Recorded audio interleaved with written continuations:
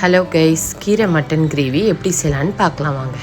Mutton 1/2 kg, கீரை ஒரு கட்டு, வெங்காயம் 3, தக்காளி 2, இஞ்சி பூண்டு 3 ஸ்பூன், பச்சை மிளகாய் 4, கொத்தமல்லி,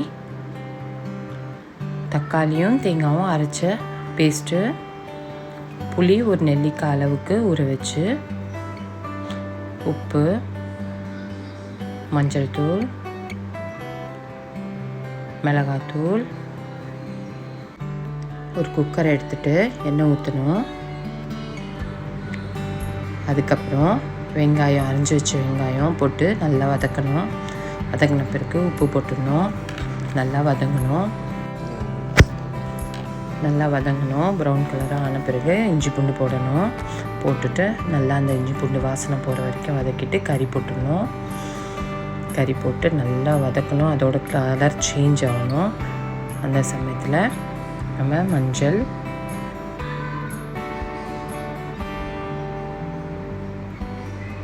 பச்சை மிளகாய், கொத்தமல்லி போட்டு நல்லா வதக்கிட்டு, அதுக்கப்புறம் தக்காளி, அரைஞ்சி வச்ச தக்காளியும் போட்டு நல்லா வதக்கணும். மிளகாத்தூள் போடணும்.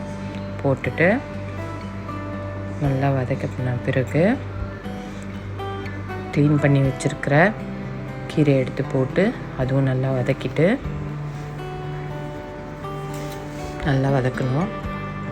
அந்த கீரை நல்லா கறியோடு மிக்ஸ் ஆகணும், மசாலாவோட. அதுக்கப்புறம் அரைச்சி வச்ச தேங்காய், தக்காளி போட்டு திரும்ப கிளறி விடணும்.